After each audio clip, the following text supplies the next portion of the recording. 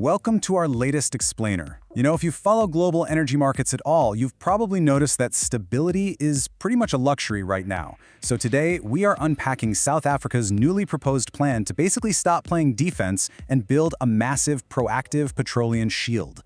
It's a really critical question, and honestly, the stakes could not be higher. Officially disclosed just within the past 32 hours, this represents the single most significant overhaul of South Africa's strategic petroleum framework in decades.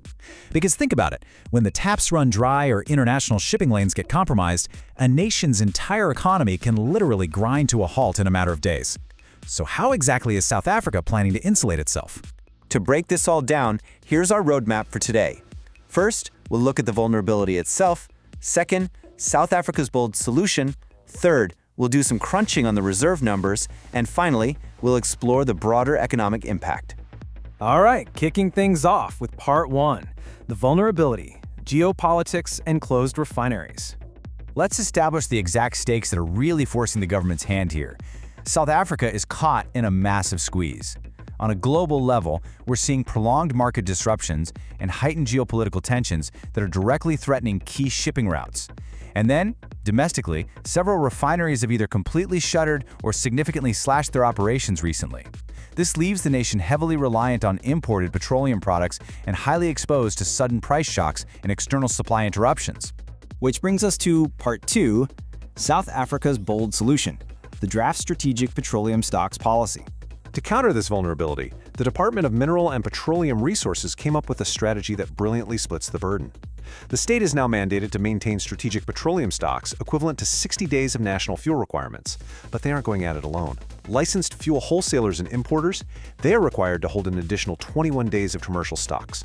So when you combine those, that creates a massive 81-day unified buffer against major supply disruptions.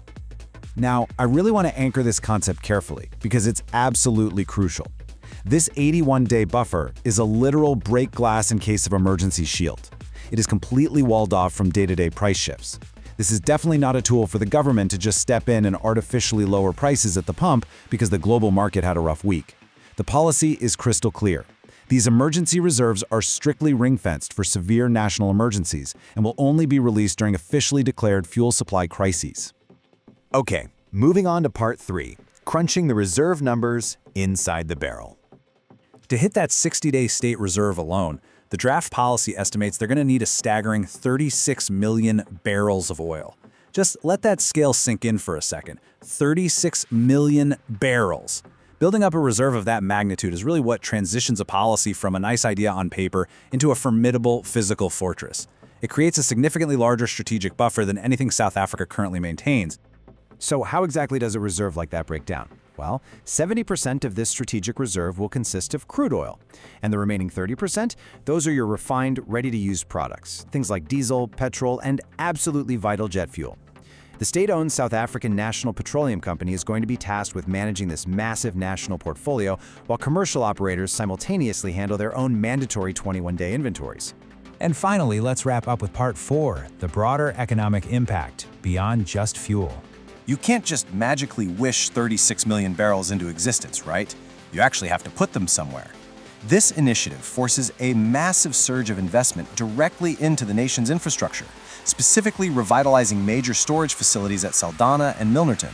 For the petroleum industry itself, it establishes very clear, long-term obligations that effectively force the entire sector to build a stronger, more resilient supply chain by heavily investing in logistics and overall storage capacity.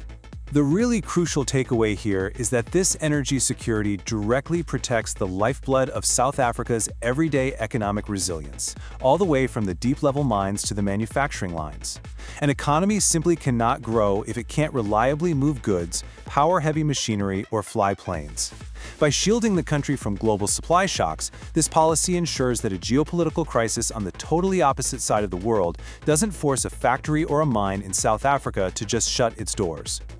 So this really isn't just a defensive maneuver, it's a proactive master plan designed to stabilize the supply chain for the long haul.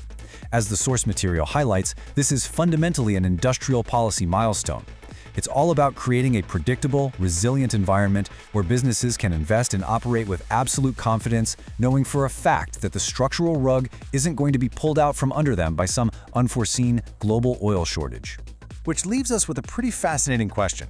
If South Africa successfully pulls off its largest strategic reserve expansion in decades, will other emerging markets follow this exact blueprint to shield their own economies? It's a really powerful strategy for survival in an unpredictable world.